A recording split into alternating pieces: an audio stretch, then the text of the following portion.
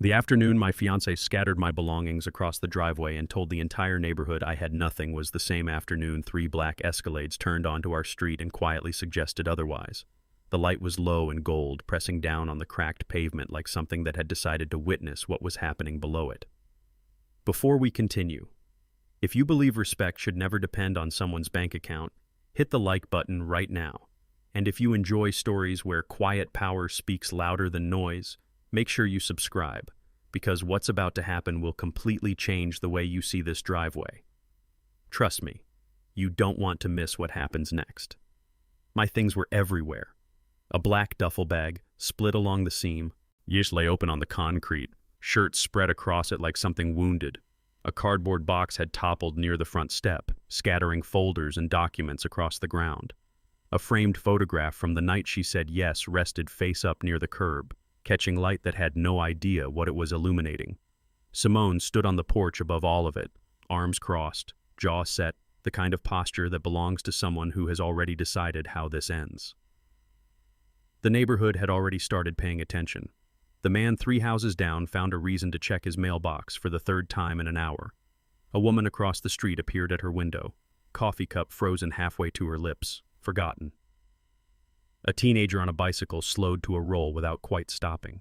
On quiet suburban streets like this one, a scene travels faster than the truth ever does. She stepped off the porch. Her voice climbed to reach the audience she'd assembled without meaning to. "You disappear for days," she said, "and come back with nothing to explain. No job title, no business card, no answers, just silence." She gestured at my truck, an older model, dark paint, deliberate. The kind of vehicle a man buys because it runs and because it does not announce him. "And this, you still drive this." She moved toward the toppled cardboard box and nudged it further across the concrete. "I cannot be with someone who has no ambition, someone who cannot provide, someone who disappears without explanation and expects me to pretend that is acceptable." She told me I was embarrassing her. She told me I was holding her back. She told me her friends had started asking questions she did not have answers to. She told me she deserved more than a man who existed in the margins of his own life. Disrespect never announces itself. It doesn't arrive with a speech. It arrives quietly, in the way someone stops asking where you've been, in the way they start measuring your worth against other men's visible achievements. It becomes a private verdict long before it becomes a public performance. By the time a woman says these things in a driveway with neighbors watching, she has already been saying them to herself for months. I had heard the private version. I simply chose not to respond to it. She kicked the duffel bag. The zipper dragged across the concrete with a sound like something tearing. "I loved you," she said, and her voice dropped for the first time. She's not softer but tighter, like something compressed. "But I cannot love a man who refuses to be visible, a man who has nothing to show for himself." She spread her arms wide, a gesture that took in the scattered clothes, the tipped boxes, the cracked driveway, all of it. "Look at this. Look at what you are." I stood still. Not because I had nothing to say, because I had already decided that whatever I said in that driveway would not be worth the breath it cost. I was wearing a plain black shirt and worn jeans, no watch, no chain, nothing that would have given her a different answer if she had been paying attention to the right things. My silence unsettled her more than any argument would have. She wanted defensiveness. She wanted the kind of panic that confirms a man has something to lose. It's something fragile enough to be threatened. Instead, she got stillness. And stillness, when someone has already made up their mind, feels like the deepest form of contempt. I had watched this version of Simone building for 6 months, the version that measured life in photographs other people posted, that held her phone like evidence at trial, that started conversations with what other men drove, what other women wore, what other couples could afford. She had not yet learned, and perhaps she never would, that the quietest men in any room are usually the ones who do not need to raise their voice because the room already responds to them. What she did not know, what no one standing on that street in the afternoon sun could have known, was that I had not disappeared on business trips. And I had disappeared to manage things that do not appear in business filings. 3 territories across the eastern seaboard operated under a structure I had spent 11 years building. Alliances measured not in quarterly earnings, but in loyalty, in silence, in the precise architecture of power that functions only when it cannot be seen. The men who answered to me did not send emails. They sent one word, and that word moved. Simone was embarrassed by my mystery. She had no idea that my mystery was the only wall between her and what I actually was. She came close enough that only I could hear the next part clearly. "You are never going to be anything, Ethan." Her voice was quiet now, but precise, the way a blade is precise. "I think, somewhere inside, you have always known that." That was the sentence. But not the loudest thing she said that afternoon, but the one with the most finality behind it, the one that did not insult me. It dismissed me, closed the file, issued the verdict as if it had been obvious to everyone except me. The universe, as it tends to do in moments of perfect clarity, chose that exact instant to respond. From the far end of the street, a sound arrived before anything visible did. Low, controlled, synchronized. Not the ambient noise of a neighborhood going about its afternoon. Not traffic. Something organized. Something with intention threaded through every cylinder. Multiple engines, tuned to the same register, moving in formation. Simone's voice disappeared mid-breath. The man at the mailbox stopped moving. The woman at the window leaned forward. And the teenager on the bicycle put both feet down on the asphalt and did not lift them. 3 black Escalades turned onto our street in seamless formation. Tinted windows, polished hoods catching the afternoon gold and throwing it back like something they had no use for. Moving slowly, not cautiously, but with the specific patience of things that do not need to hurry because the destination has already been decided. They were not here by coincidence. They were never going to be. To understand what those 3 Escalades meant, you have to go back 11 years. But that comes later. Right now, there was only the street. The engines idled in a low, unified hum, the kind of sound that doesn't demand attention so much as command it. The 3 SUVs had aligned themselves along the curb with a precision that felt rehearsed, because it was. Doors remained closed, no one rushed. Authority at that level never rushes. It arrives and it waits, and the waiting itself is the message. Simone had stopped speaking mid-sentence. The silence where her voice used to be was louder than anything she'd said. The door of the lead Escalade opened. A man stepped out in a charcoal suit, broad through the shoulders, posture disciplined, an earpiece barely visible. He didn't look around in confusion. He didn't scan the neighbors or clock the scattered clothes across the driveway. His eyes found me immediately, the way trained eyes always find what they came for. He walked forward, past the tipped cardboard boxes, past the framed photograph still lying near the curb, past Simone, as if none of it registered. As if this driveway and everything in it was simply a brief delay between where I had been and where I was needed. He stopped in front of me and inclined his head. "Mr. Vale, the council is assembled."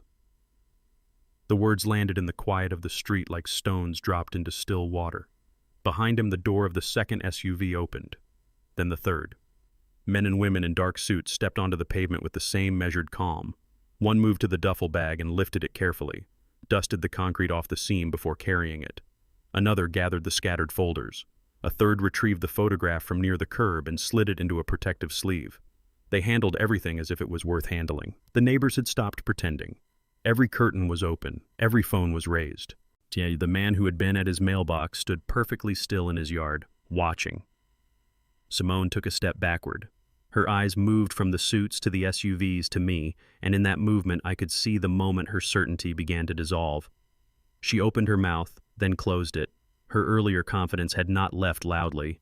It had simply drained. She tried again. What is this?" I turned to look at her, not with anger, not with satisfaction, just with the particular clarity that arrives when something has finally run its course. "You should have asked who I was," I said, "before deciding what I wasn't." Her face went still. The lead enforcer extended a secure phone toward me. The screen displayed a live encrypted feed. 6 men seated around a long table in a private room with no logos, no windows, no company branding. Just suits. And stillness, and the unmistakable atmosphere of people who had been waiting. One of them leaned toward the camera. "The Eastern European port expansion cannot proceed without your authorization." Simone's breathing became audible. I stepped toward the SUV. The rear door was already open. The enforcer followed 2 steps behind. No drama, no backward glance. The door closed with the soft, sealed finality of a world she had never been shown. Through the tinted glass, I watched her, barefoot on the edge of the driveway, arms loose at her sides, the empty porch behind her, the neighbors watching her now instead of me. The convoy moved forward, smooth, unhurried, certain. The convoy descended through a security gate that opened without being touched. No signage, no cameras visible, though I knew exactly where every one of them was positioned. The underground garage beneath the glass tower was temperature-controlled and silent, lit in a pale amber that turned everything the color of old money. The SUVs moved in single file to the far end, where a private elevator waited with its doors already parted. The enforcer rode up with me and said nothing. That was protocol. In rooms like the one above us, the less said in transit, the better. The elevator opened directly onto the secured level. No reception desk, no branding, no name on the wall. Just a corridor, 2 guards at the far end, and a set of steel-framed doors that recognized my presence before I touched them. Inside, the council was assembled. 6 men seated around a table built from a single slab of dark stone, no laptops, no notepads. Phones had been surrendered at the door. What happened in this room existed nowhere else. Not on a server, not in a filing cabinet, not in any jurisdiction that could subpoena it. These were not executives. They were regional heads.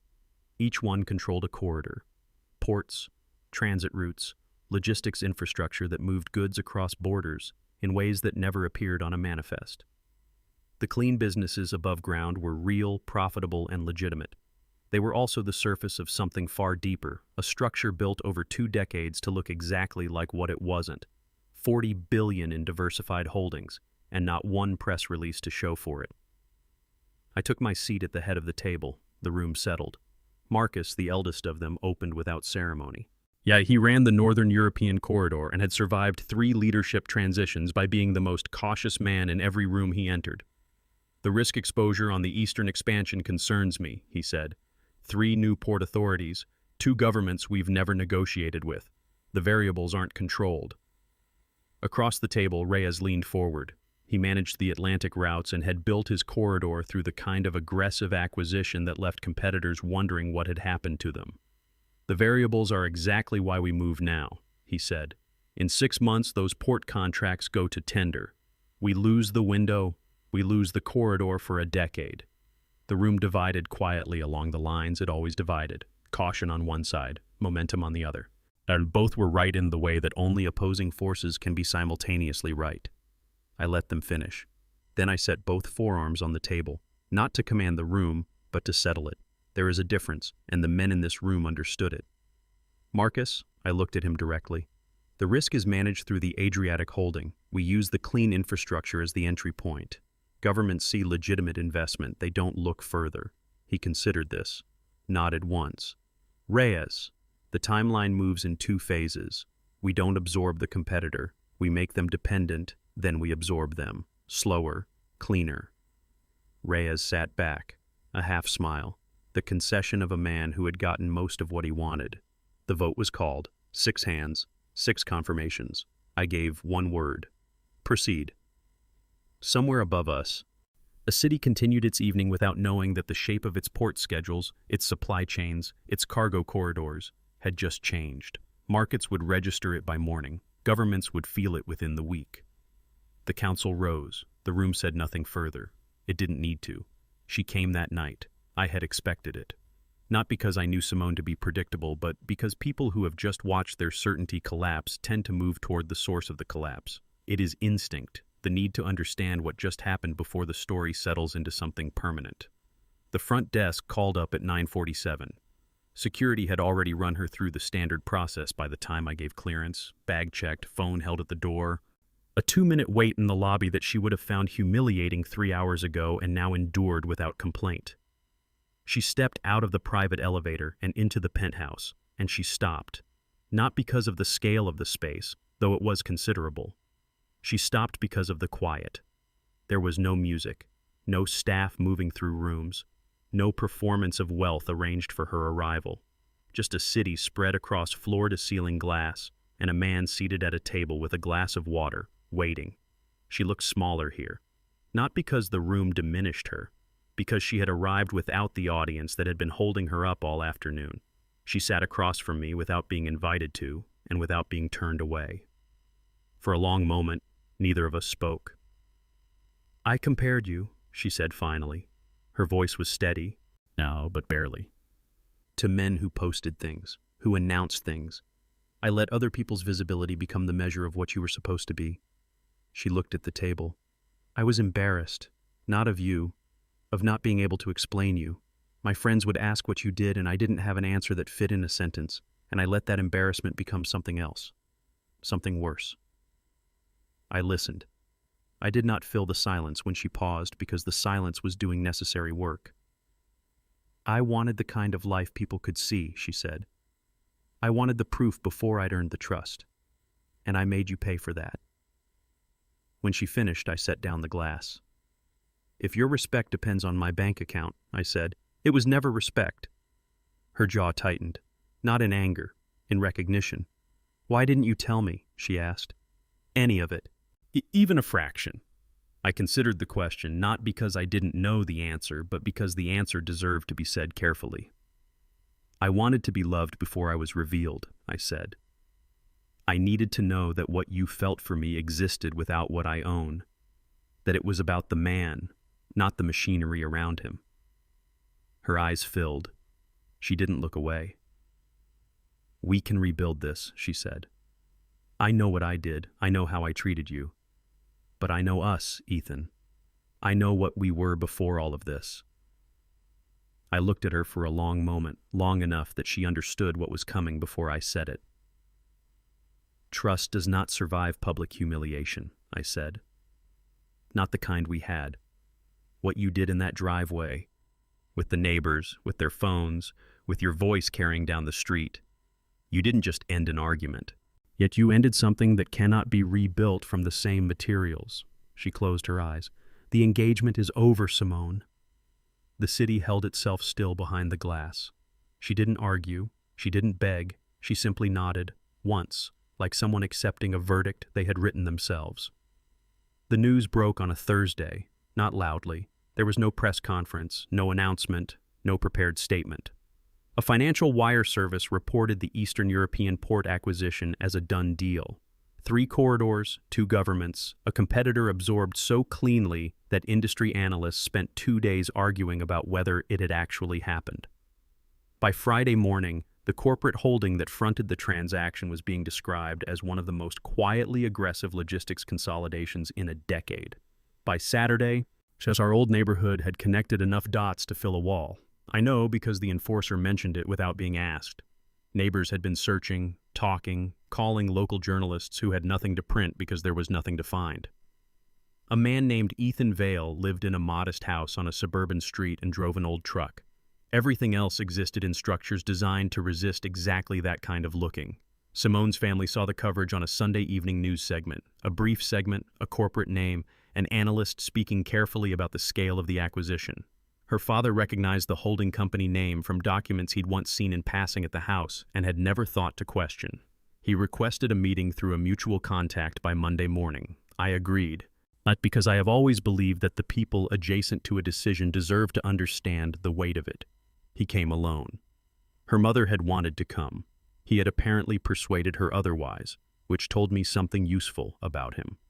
We sat in a private dining room, no staff present, and he spent the first several minutes in the particular silence of a man who has prepared a speech and arrived to find it inadequate.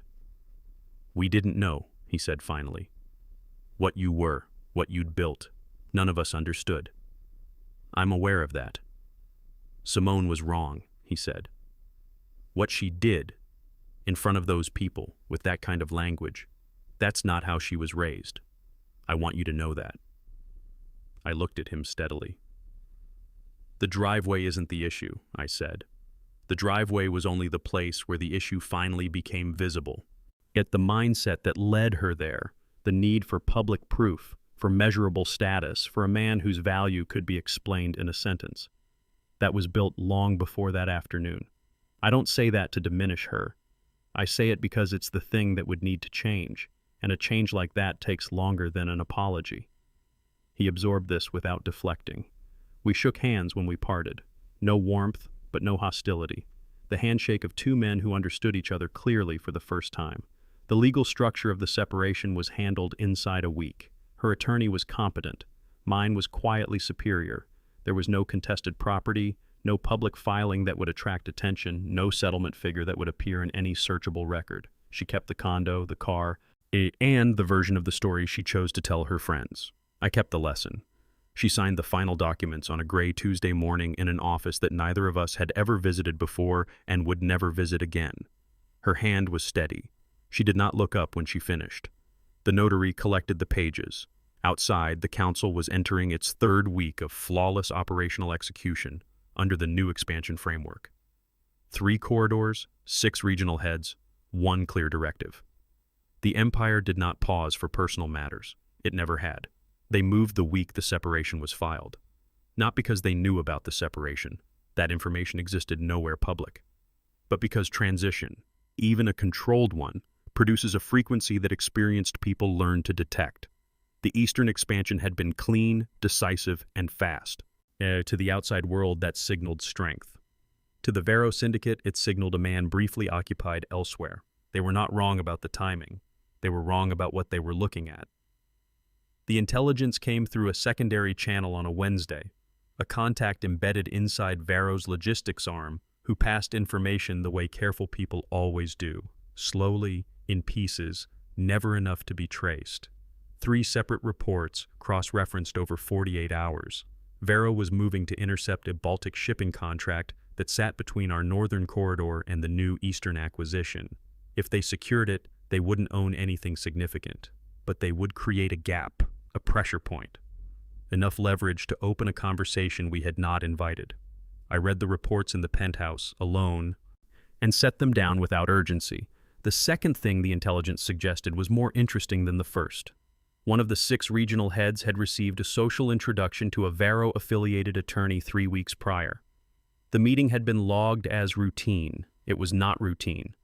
The introduction had been arranged through a third party with no visible connection to either side, which is exactly how a conversation sounds when someone wants to be certain it cannot be found. I did not call a council session. I made 2 calls, quiet ones, to people who existed outside the formal structure.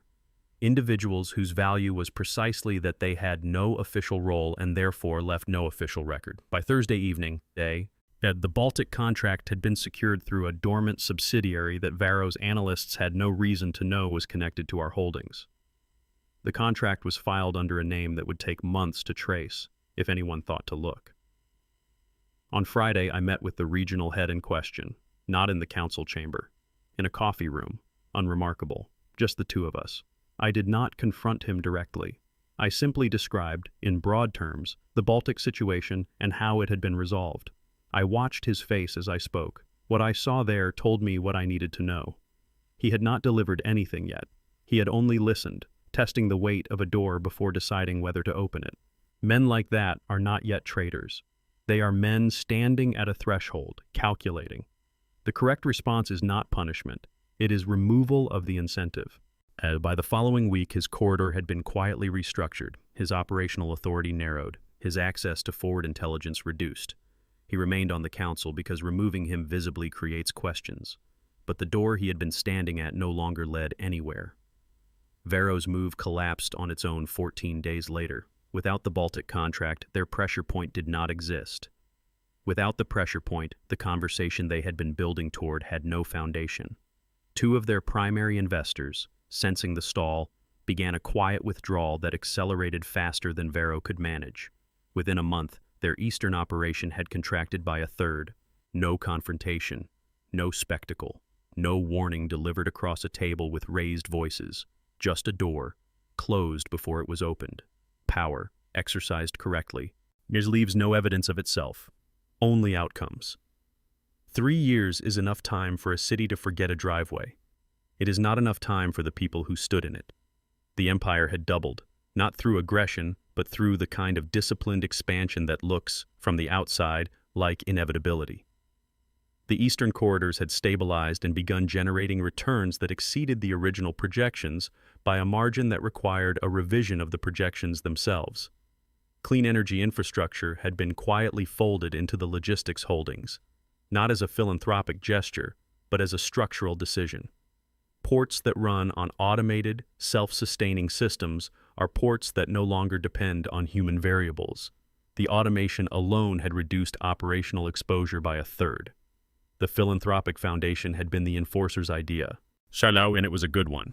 Not as cover. The clean businesses had always been genuinely clean, but as posture. A man who funds vocational training programs and maritime engineering scholarships occupies a particular kind of public space. Disciplined, forward-facing, the sort of profile that attracts government partnerships and deflects the kind of scrutiny that thrives on mystery. Publicly, Ethan Vale was a visionary. Privately, he was exactly what he had always been. The structure had simply grown large enough that the two versions no longer needed to work to avoid each other. Simone had rebuilt. I knew this not because I tracked her, I didn't, but because the world she moved in was adjacent enough to mine that information arrived without being sought. And she had left the corporate communications role she'd held when we were together and spent a difficult first year, by all accounts, in the particular limbo of someone dismantling a version of themselves they had believed in completely. Then she had done something unexpected. She launched a small entrepreneurship program, seed funding for women building early-stage businesses in under-resourced areas. It was not glamorous work. There were no press features for the first 18 months, no social presence built around her involvement. She ran it from a converted office space on the third floor of a building that had no lobby to speak of. The results, slowly and then less slowly, became undeniable. The program was 2 years old when she was invited to speak at the Global Infrastructure and Innovation Summit. And I had been invited as a keynote contributor. The summit was held across 3 days in a convention center overlooking a harbor. It was the kind of event that exists at the precise intersection of legitimate industry and quiet power. The sort of room where decisions are made informally, in corridors and over meals, and the sessions on the schedule are largely for the record. I saw her on the second afternoon. She was standing near the floor-to-ceiling windows that overlooked the water, speaking to 2 younger women who were listening with the focused attention of people receiving something they had come a long way for. She was composed, present. The quality she had always had in social situations, that natural ease, was still there, but it had lost the performance behind it. What remained was simply the ease itself. She looked up. We held the look for a moment, not long, not charged. The look of 2 people who have both moved through something significant and arrived, separately, at a different shore. She nodded. I inclined my head. And that was sufficient. The way things between people who have genuinely grown are sometimes sufficient without requiring more. The harbor sat still behind the glass, indifferent and silver in the afternoon light. The session was titled Architecture of Influence: How Leaders Build Without Announcing. It was the kind of title that means different things to different people in a room like that one. To the investors, it meant capital strategy. To the policy people, it meant institutional design. To the handful of individuals who moved the way I moved, it meant something more precise. I spoke for 20 minutes without notes. As I talked about the psychology of status, how visible wealth is almost always a signal of insecurity rather than security, how the most durable power structures in any field are built on consistency rather than display, how the men and women who last are rarely the ones who need the room to know it. I did not make it personal. I didn't need to. The room was attentive in the way rooms become when something being said from a stage is actually true. Simone was seated 4 rows back on the left side. I noticed her presence the way you notice something peripheral and familiar, not a distraction, just a fact. She listened without the expression of someone hearing something for the first time. She listened with the expression of someone recognizing something they had learned the hard way. Afterward, she found me near the edge of the room, and away from the cluster of attendees working through the usual post-session circuit of handshakes and card exchanges. That was honest, she said. It was accurate, I replied, which is sometimes different. A brief pause. She accepted that without deflecting. We moved to a quieter space, a corridor beside the main hall, a pair of chairs that existed there for no particular purpose. We sat. No one approached. The ambient noise of the summit provided its own privacy. "I've thought about what you said," she began, "at the penthouse, about wanting to be loved before being revealed." She looked at her hands for a moment. "I've had 3 years to understand what it cost you to operate that way and how I made it impossible. You responded to what you could see, I said. That's a human limitation. You're not a moral failure. It became one, she said evenly. My ego was involved. I needed to be with someone I could explain to people. I needed the external confirmation. I confused that need with a standard. She paused. I've spent a long time being honest with myself about that. I respected the clarity of it. No performance, no bid for forgiveness. I wasn't entirely without fault, I said. Concealment, when it's held long enough, becomes a form of control. I told myself I was protecting the structure, protecting you. That was partly true. It was also partly convenient. A man who cannot be questioned cannot be held accountable. I understood that, and I used it. She looked at me steadily. Yes, she said, you did. The acknowledgement sat between us without weight. No longing in it, no residual anger, no unfinished negotiation. It's only two people being precise about something that had required years of distance to see clearly. We stood when the session break ended, and the corridor began to fill again. She extended her hand. I took it. The handshake was brief, firm, and complete. The gesture of two people who had settled an account and found it balanced. Not forgiven in the way the word is usually used, which implies a debt canceled by grace. Settled, which means both sides have examined the ledger and agreed on what was owed. We walked back into the summit in separate directions. The harbor outside was still silver, still indifferent. The world continued at its usual pace. There is something I never said in all the time that followed. The convoy was already scheduled, not arranged in response to what happened in the driveway. Not summoned when her voice rose or when the box was kicked or when she delivered the final verdict on what I was worth. The council session had been confirmed 4 days prior. The Escalades had been dispatched from a staging point 12 minutes away at a time that had nothing to do with her or the argument or the afternoon. They were coming regardless. The only variable was that she happened to be in the driveway when they arrived. I have thought about what this means.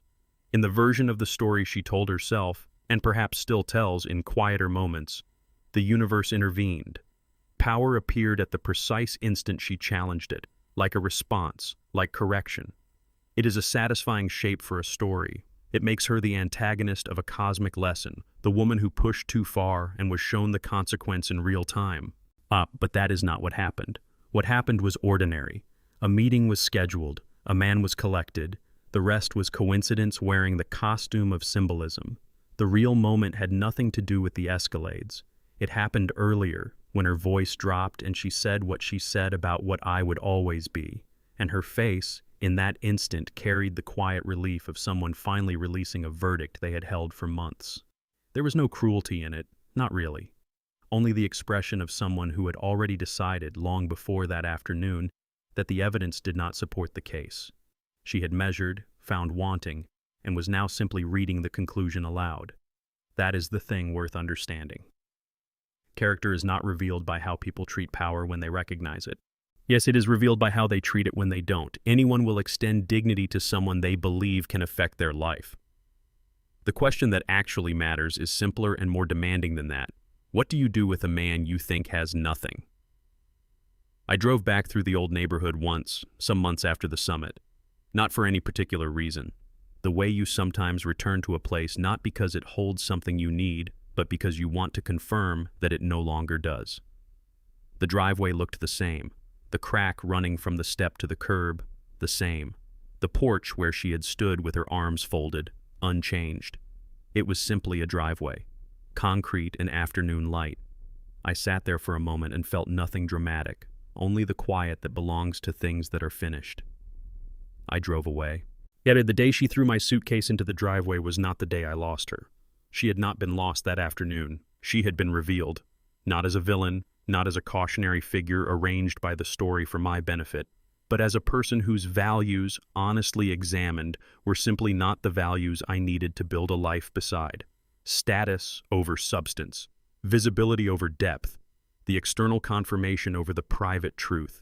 These are not unforgivable things to want. They are human things to want, but they are not my things.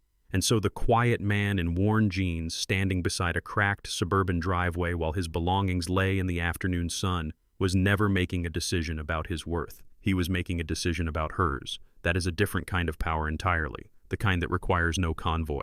Yet if this story reminded you that true power doesn't need to shout, no, it simply waits. then take a second to like this video. Share it with someone who needs to remember that patience is strength and character is everything. And subscribe to the channel for more stories about quiet dominance, real consequences, and the kind of power that never needs permission. Because the next story might be even bigger than this one.